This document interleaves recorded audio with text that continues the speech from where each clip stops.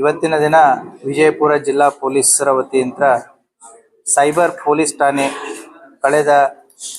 ಕಳೆದ ವರ್ಷ ಮತ್ತೆ ಅದಕ್ಕಿಂತ ಮುಂಚೆ ಆದಂಥ ಪ್ರಕರಣಗಳಲ್ಲಿ ಸಾಕಷ್ಟು ಪ್ರಗತಿಯನ್ನ ಮಾಡಿ ಕೆಲವು ಇಂಪಾರ್ಟೆಂಟ್ ಪ್ರಕರಣಗಳಲ್ಲಿ ದೂರುದಾರರು ಕಳೆದುಕೊಟ್ಟಂತ ದುಡ್ಡನ್ನ ವಾಪಸ್ ಮರಳಿಸುವಲ್ಲಿ ಮತ್ತೆ ಆರೋಪಿಗಳನ್ನ ಪತ್ತೆ ಹಚ್ಚುವಲ್ಲಿ ನಮ್ಮ ಸೈಬರ್ ಪೊಲೀಸ್ ಠಾಣೆಯ DSP ಆದಂಥ ಸುನಿಲ್ ಕಾಂಬ್ಳೆ ಮತ್ತೆ ಇನ್ಸ್ಪೆಕ್ಟರ್ ಆದಂಥ ರವಿ ಎಡವಣ್ಣವರು ಹಾಗೂ ಅವರ ತಂಡದವರು ಯಶಸ್ವಿಯಾಗಿದ್ದಾರೆ. ಇದರಲ್ಲಿ ಕೆಲವೊಂದಿಷ್ಟು ಅಪರಾಧಗಳನ್ನ ಸೆಲೆಕ್ಟ್ ಮಾಡಿದ್ದೀವಿ. ಇವತ್ತಿನ ಪ್ರೆಸ್ ಮೀಟ್ ನ ಉದ್ದೇಶ ಏನು ಅಂತಂತಂದ್ರೆ ಜನ ಯಾವ್ಯಾವ ರೀತಿ ಮೋಸ ಹೋಗ್ತಾರೆ, ಯಾವ ರೀತಿ ದುಡ್ಡನ್ನ ಕಳ್ಕೊತಾರೆ, ಸೊ ಇನ್ವೆಸ್ಟಿಗೇಷನ್ ದಲ್ಲಿನೂ ಕೂಡ ಪೊಲೀಸರು ಮಾಡಿದಂತ ಪ್ರಗತಿ, ಇದರಿಂದ ಜನರಿಗೆ ಒಂದು ಸೈಬರ್ ಅಪರಾಧಗಳ ಬಗ್ಗೆ ಒಂದು ಅವೇರ್ನೆಸ್ ಆಗಲಿ ಮತ್ತೆ ಈ ರೀತಿಯಾದಂಥ ಮೋಸಗಳಿಗೆ ಅವರು ಬಲಿ ಆಗಬಾರ್ದು ಅನ್ನುವಂಥದ್ದು ಒಂದು ಉದ್ದೇಶದಿಂದ ಇವತ್ತು ನಾವು ಈ ಪ್ರೆಸ್ ಮೀಟ್ ಅನ್ನ ಮಾಡ್ತಾ ಇದ್ದೀವಿ.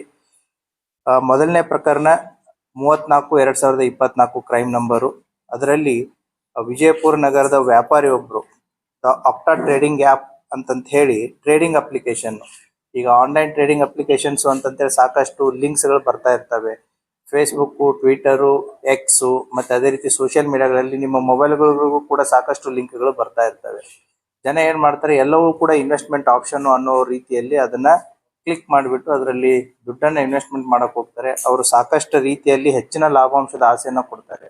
ಈ ಪ್ರಕರಣದಲ್ಲಿ 4% ನಾವು ಪ್ರಾಫಿಟ್ ಅನ್ನ ಕೊಡ್ತೀವಿ. ಈ ದುಡ್ಡನ್ನ ನಾವು ಇಂಟರ್ನ್ಯಾಷನಲ್ ಮಾರ್ಕೆಟ್ ದಲ್ಲಿ ಇನ್ವೆಸ್ಟ್ಮೆಂಟ್ ಮಾಡ್ತೀವಿ. So dollar, oil, currency, crypto ಕರೆನ್ಸಿಗಳಲ್ಲಿ ನಾವು ಇನ್ವೆಸ್ಟ್ಮೆಂಟ್ ಮಾಡ್ತೀವಿ ಬರುತ್ತೆ ಅಂತಂತೇಳಿ ನಂಬಿಸಿ ಈ ವ್ಯಕ್ತಿ ಸುಮಾರು 2,04,71,500 ರೂಪಾಯಿನ ಕಳ್ಕೊಂಡಿದ್ರು. ಸೊ ಹಂತವಾಗಿ ಕಳ್ಕೊಂಡಿದ್ರು. ಅದರಲ್ಲಿ ಈಗಾಗಲೇ ನಾವು ತನಿಖೆ ಮೊದಲನೇ ಭಾಗದಲ್ಲಿ 70 ಲಕ್ಷ ಅದನ್ನ ರಿಕವರಿ ಮಾಡಿ ಕೊಟ್ಟಿದ್ದೀವಿ. ಈಗ ಎರಡನೇ ಭಾಗದಲ್ಲಿ ಅವರಿಗೆ ಸುಮಾರು 65,64,000 ಮತ್ತೆ ರಿಕವರಿ ಮಾಡಿ ಅವ್ರಿಗೆ ಮರಳಿಸ್ತಾ ಇದ್ದೀವಿ. ಸೊ ಈ ಪ್ರಕರಣದಲ್ಲಿ ಒಟ್ಟು 1,35,64,000 ರೂಪಾಯಿಗಳನ್ನ ನಮ್ಮ ಸೈಬರ್ ಪೊಲೀಸ್ನವರು ರಿಕವರಿ ಮಾಡಿದ್ದಾರೆ. ಅದೇ ರೀತಿ ಕೂಡ ಜಲನಗರ ಪೊಲೀಸ್ ಠಾಣೆಯಲ್ಲಿ ಕ್ರೈಮ್ ನಂಬರ್ 85/2024 ಇದು ಒಂದು ಯಾವ ರೀತಿ ನಮ್ಮ ವ್ಯವಸ್ಥೆಯಲ್ಲಿ ಮಿಸ್ಅಪ್ರಾಪ್ರಿಯೇಷನ್ ಆಗುತ್ತೆ ಅಂತಂತ ಹೇಳಿ ಈ ಪ್ರಕರಣ ಇಂಪಾರ್ಟೆಂಟ್ ಇದೆ. ಇದರಲ್ಲಿ ಏನಾಗಿತ್ತು ಅಂತಂದ್ರೆ ಅಂಬೇಡ್ಕರ್ ಅಭಿವೃದ್ಧಿ ನಿಗಮದಿಂದ ಈ ಏನು SC/ST ಜನರಿಗೆ ಈ ಲ್ಯಾಂಡ್ ಅನ್ನ ಖರೀದಿ ಮಾಡೋದಕ್ಕೆ ಸರ್ಕಾರದ ಒಂದು ಯೋಜನೆ ಇತ್ತು. ಅದರಲ್ಲಿ ಒಟ್ಟು 6 ಜನ ಆರೋಪಿತರು ಸೇರಿ ಕೊಟ್ಟಿ ದಾಖಲಾತಿಗಳನ್ನ ರೆಡಿ ಮಾಡ್ತಾರೆ. ಅದನ್ನ ಕೊಟ್ಟಿ ದಾಖಲಾತಿ ಪತ್ರಗಳನ್ನು ಫಲಾನುಭವಿಗಳನ್ನು ಕೂಡ ರಿಯಲ್ ಫಲಾನುಭವಿಗಳು, ಅವರು ಬೇರೆದ್ರಲ್ಲಿರುವಂತ ಫಲಾನುಭವಿಗಳು, ಒಟ್ಟು 11 ಜನ. ಆ 11 ಜನದ ಫಲಾನುಭವಿಗಳ ಎಲ್ಲ ಫೋಟೋಸ್ಗಳನ್ನ ಫೇಕ್ ಇವ್ರು ಕ್ರಿಯೇಟ್ ಮಾಡಿರ್ತಾರೆ, ಅದಕ್ಕೆ ಬೇಕಾದಂತ ಫೋಟೋಸ್ಗಳನ್ನ ಡಾಕ್ಯುಮೆಂಟ್ಸ್ಗಳನ್ನ ಇದಕ್ಕೆ ಅಟ್ಯಾಚ್ ಮಾಡಿರ್ತಾರೆ. ಸೊ ಈ ರೀತಿ ಅಟ್ಯಾಚ್ ಮಾಡಿ ಸುಮಾರು 11 ಎಕರೆಯಷ್ಟು ಲ್ಯಾಂಡ್ ಅನ್ನ ಖರೀದಿ ಮಾಡಲು ಎಷ್ಟು ಅಂತಂತಂದ್ರೆ ಒಟ್ಟು ಸರ್ಕಾರಕ್ಕೆ 75,90,000 ಮೋಸ ಮಾಡಿರ್ತಾರೆ. ಸೊ ಇದರಲ್ಲಿರುವಂತಹ ಆರೋಪಿಗಳಂತ್ರ ಈಗ ತನಿಖೆ ಮಾಡಿ ಒಟ್ಟು 27,55,183 ರೂಪಾಯಿನ ಅವರಿಂದ ರಿಕವರಿ ಮಾಡಿದೆ. ಉಳಿದಿದ್ದನ್ನ ಅವರ ಹತ್ರ ಈಗ ಸದ್ಯಕ್ಕೆ ಇಲ್ಲದೆ ಇರೋದ್ರಿಂದ ಅವ್ರ ಮೇಲೆ ನಾವು ಚಾರ್ಜ್ ಶೀಟ್ ಮಾಡಿ ಪ್ರಕರಣವನ್ನ ಕೋರ್ಟ್ಗೆ ದಾಖಲು ಮಾಡಲಾಗಿದೆ. ಆ ಹಿನ್ನೆಲೆಯಲ್ಲಿ ಇದರಲ್ಲಿ ಕರ್ತವ್ಯ ಲೋಪ ಎಸೆದಂತ ಶ್ರೀಮತಿ ರೇಣುಕಾ ಸಾರ್ತಲೆ ಆಗಿರ್ಬೋದು, ತಾಲೂಕು ಅಭಿವೃದ್ಧಿ ಅಧಿಕಾರಿ, ಜಿಲ್ಲಾ ವ್ಯವಸ್ಥಾಪಕರಾದಂಥ ಶ್ರೀಮತಿ ರೇಣುಕಾ ಸಾತರ್ಲೆ, ತಾಲೂಕು ಅಭಿವೃದ್ಧಿ ಅಧಿಕಾರಿಗಳಾದಂಥ ಶ್ರೀ SS ಮನಿಗಿರಿ ಮತ್ತೆ ಮುದೋಳಿ MT ಅನ್ನುವರು ಕರ್ತವ್ಯ ಲೋಪ ಮಾಡಿ ಸರ್ಕಾರಕ್ಕೆ ಸುಮಾರು 75,90,000 ನುಕ್ಸಾನ್ ಮಾಡಿದ್ರು. ಆ ಹಿನ್ನೆಲೆಯಲ್ಲಿ ಪ್ರಕರಣ ದಾಖಲಾಗಿತ್ತು. 3 ಹಂತಗಳಲ್ಲಿ ಇವರು ದುಡ್ಡನ್ನ ವಿಡ್ರಾ ಮಾಡಿರ್ತಾರೆ. 37,90,000 ಒಂದು ಹಂತ, 3,79,500 ಒಂದು ಹಂತ, ಮೂರನೇ ಹಂತದಲ್ಲಿ 34,15,500 ರೂಪಾಯಿ. ಈ ರೀತಿ ಕೊಟ್ಟಿ ಫಲಾನುಭವಿಗಳಿಗೆ ಈ ದುಡ್ಡನ್ನ ಟ್ರಾನ್ಸ್ಫರ್ ಮಾಡಿ ಆಮೇಲೆ ಅದನ್ನ ವಿಡ್ರಾ ಮಾಡಿ ಸರ್ಕಾರಕ್ಕೆ ಈ ರೀತಿ ಒಂದು ಮೋಸವನ್ನ ಮಾಡಿರ್ತಾರೆ. ಆ ಪ್ರಕರಣವನ್ನ ಕೂಡ ನಮ್ಮ ಸೈಬರ್ ಪೊಲೀಸ್ನವರು ಅವರಂತ್ರ ಸುಮಾರು 27,55,183 ರಿಕವರಿ ಮಾಡಿ ಉಳಿದದ್ದನ್ನ ಚಾರ್ಜ್ ಶೀಟ್ ಮಾಡಿದ್ದಾರೆ. ಸೊ ಕೋರ್ಟ್ ಅಲ್ಲಿ ಅವ್ರಿಗೆ ಮತ್ತೆ ಫರ್ದರ್ ಆಕ್ಷನ್ ಅನ್ನ ಆಗುತ್ತೆ. ದೆನ್ ಮೂರನೇ ಪ್ರಕರಣ, ಇದು ಕೂಡ ಕ್ಲಾಸಿಕ್ ಕೇಸು. ಏನು ಅಂತಂತಂದ್ರೆ ನಮ್ಮ ಜಿಲ್ಲೆಯಲ್ಲಿ ಒಬ್ರು ವೈದ್ಯರೊಬ್ರು, ಅವ್ರದ್ದು ಕೂಡ ಡೈವರ್ಸ್ ಆಗಿತ್ತು. ಹಾಗಾಗಿ ಡೈವರ್ಸ್ ಮೆಟ್ರಿಮೋನಿಯಲ್ಲಿ ಹುಡುಗಿಗೋಸ್ಕರ ಹುಡುಕಾಟ ಮಾಡ್ತಿರ್ಬೇಕಾದ್ರೆ ಒಂದು ಕಾಂಟ್ಯಾಕ್ಟ್ ಸಿಗುತ್ತೆ. ಆ ಕಾಂಟ್ಯಾಕ್ಟ್ ಅನ್ನ ವಿತೌಟ್ ಆ ವ್ಯಕ್ತಿ ಯಾರು, ಅಪೋಸಿಟ್ ಇರುವಂತ ಮಹಿಳೆ ಯಾರು ಅಥವಾ ವ್ಯಕ್ತಿ ಯಾರು ಅನ್ನೋದನ್ನ ತಿಳಿಯಲಾರದೇನೆ ಸೋಷಿಯಲ್ ಮೀಡಿಯಾದಲ್ಲಿನೇ ಚಾಟ್ ಮಾಡಿ ಆ ಒಂದು ನಂಬಿಕೆಯನ್ನ ಗಳಿಸ್ಕೊಂಡು ಸುಮಾರು 2,15,50,000 ದುಡ್ಡನ್ನ ಕಳ್ಕೊಂಡಿದ್ದಾರೆ.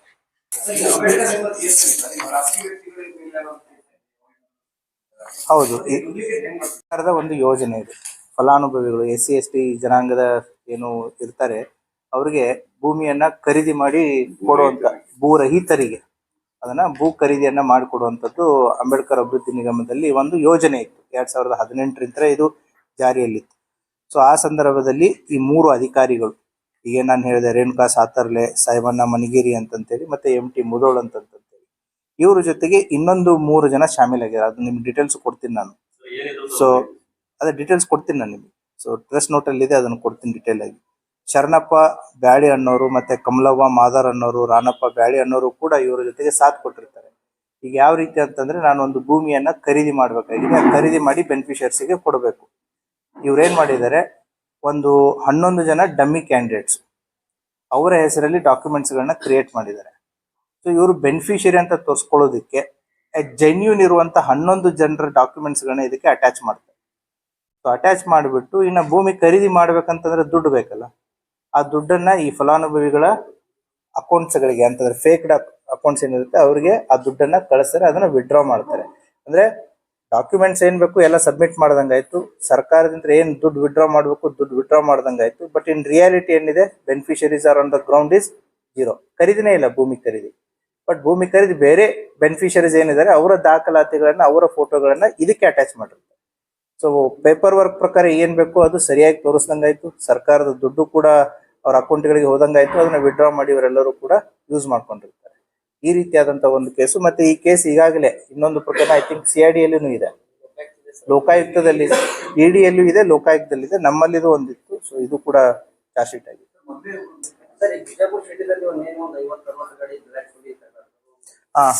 ಈಗ ಇನ್ನು ಏನು ಸೋಷಿಯಲ್ ಮೀಡಿಯಾ ಮತ್ತೆ ಟ್ರಾಫಿಕ್ ಒಂದು ಜಸ್ಟ್ ಎಲ್ಲರೂ ಇದ್ದೀರಾ, ಈ ಸೋಷಿಯಲ್ ಮೀಡಿಯಾ ರೀಲ್ಸ್ ಗಳನ್ನ ಮಾಡ್ತಾರೆ.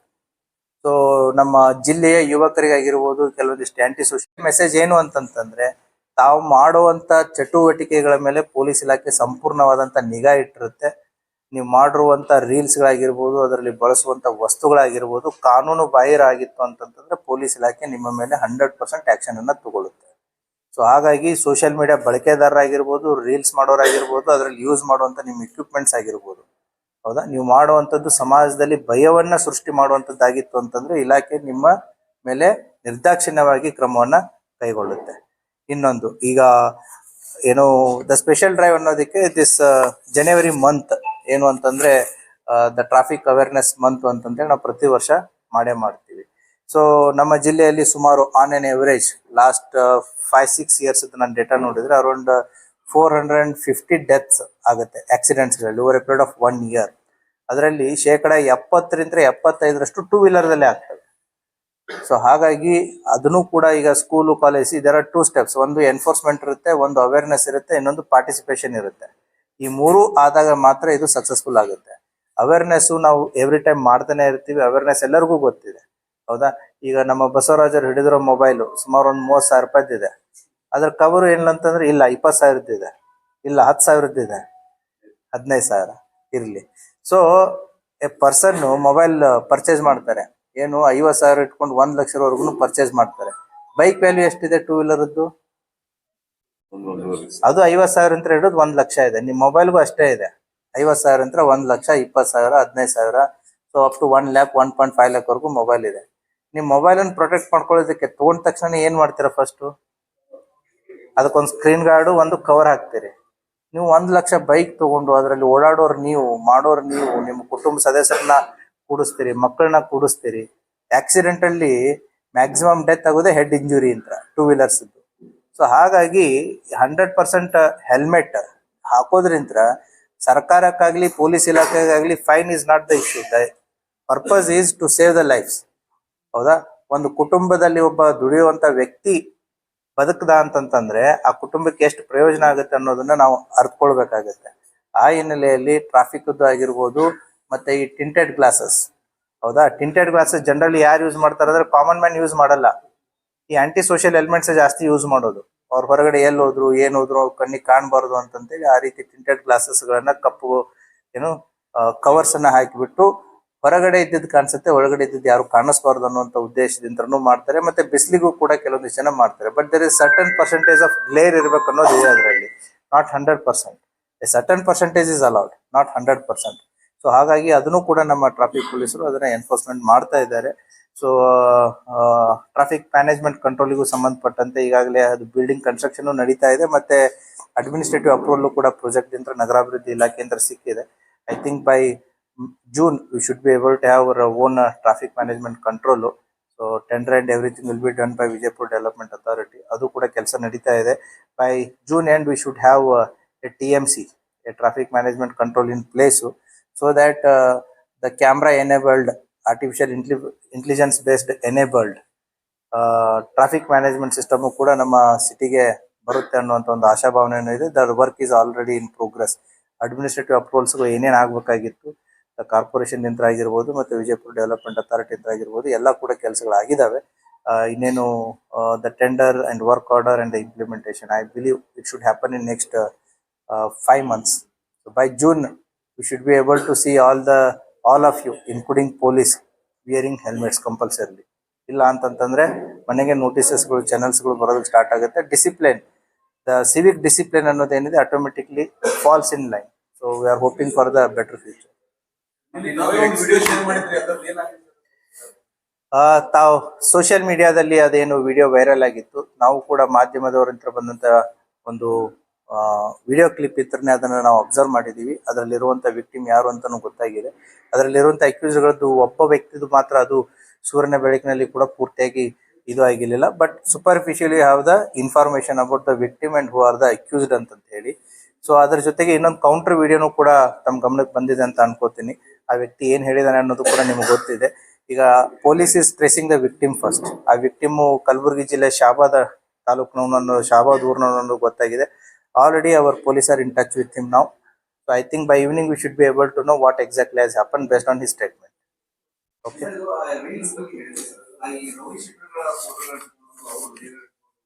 ಅದನ್ನೇ ಹೇಳಿದ್ದು ನಾನು. ಅಣ್ಣ ತಮ್ಮಗಳು ಅವರು ಅವ್ರ ತರನೇ ಆಗ್ಬಾರ್ದು. ಹಾಗಾಗಿ ಅವ್ರಿಗೆ ಅದನ್ನೇ ಹೇಳ್ತಾ ಇದ್ದೀನಿ. ಅಣ್ಣ, ಆಮೇಲೆ ತಮ್ಮ ಬಂದ, TH ಬಂದ, ಹೌದಾ, DMC ಬಂದ, MD ಬಂದ, ಇವರೆಲ್ಲ ಯಾರು ಆಗ್ತಾ ಇದಾರೆ, they are under the watch, ಹೌದಾ. So they will be action will be taken as per the law. ಅವ್ರಿಗೆ ಅದು ಎಚ್ಚರಿಕೆಯ ಮಾತನ್ನ ಅವ್ರಿಗೆ ಹೇಳಿರೋದು. ಯಾರು ಈ ರೀತಿ ರೌಡೀಸ್ಗಳ ಬಗ್ಗೆ ಆಗಿರ್ಬೋದು, ಜೈಲಿಂದ ಬಂದವರಾಗಿರ್ಬೋದು, ಸಮಾಜದಲ್ಲಿ ಏನು ಒಳ್ಳೆ ಕೆಲಸ ಮಾಡಿ ಬಂದವರಲ್ಲ ಇವರು, ಸಮಾಜಘಾತಕ ಶಕ್ತಿಗಳು, ಕೊಲೆ, ಮರ್ಡರು, ಇಂಥ ಡಕಾಯಿತಿ, ದರೋಡೆ ಕೇಸುಗಳಲ್ಲಿ ಜೈಲಿಗೆ ಹೋಗಿ ಬಂದು ಇವ್ರು ಏನಾದ್ರು ರೀಲ್ಸ್ ಗಳನ್ನ ಮಾಡೋದಾಗ್ಲಿ ಅಥವಾ ಅವರ ಪರವಾಗಿ ರೀಲ್ಸ್ ಮಾಡೋರು ಯಾರಾದ್ರೂ ಇತ್ತು ಅಂತಂದ್ರೆ ಅವರ ಅಗೇನೆಸ್ಟ್ ಕಟ್ಟುನಿಟ್ಟಿನ ಕ್ರಮವನ್ನ ಇಲಾಖೆ ಈಗಾಗಲೇ ಹಲವಾರು ಪ್ರಕರಣಗಳನ್ನು ದಾಖಲು ಮಾಡಿ ಅವ್ರ ಮೇಲೆ ಕ್ರಮವನ್ನ ಕೈಗೊಂಡಿದೆ. ಪೊಲೀಸ್ ಸೋಷಿಯಲ್ ಮೀಡಿಯಾ ವಾಚ್ ಇದು ಎಲ್ಲಾ ಪೊಲೀಸ್ ಠಾಣೆಗಳಲ್ಲಿ ಎಲ್ಲಾ ಸ್ತರಗಳಲ್ಲಿನೂ ಕೂಡ ಫುಲ್ ಆಕ್ಟಿವ್ ಆಗಿದೆ. ಯಾರೇ ಏನೇ ಸೋಷಿಯಲ್ ಮೀಡಿಯಾದಲ್ಲಿ ಮಾಡಿದ್ರು ಕೂಡ ಪೊಲೀಸರ ಗಮನಕ್ಕೆ ಇಮಿಡಿಯೇಟ್ಲಿ ಬರುತ್ತೆ. ಸೊ ಹಾಗಾಗಿ ಪೊಲೀಸ್ ಇಲಾಖೆ ಅವರ ಮೇಲೆ ಕಣ್ಣನ್ನ ಇಟ್ಟಿದೆ. ಯಾರೋ ತಪ್ಪು ಮಾಡಿದ್ರು ಕೂಡ ಅವರಿಗೆ ಸೂಕ್ತವಾದಂತಹ ಕಾನೂನಿನ ಅಡಿಯಲ್ಲಿ ಕ್ರಮವನ್ನ ಕೈಗೊಳ್ಳಲಾಗುತ್ತೆ.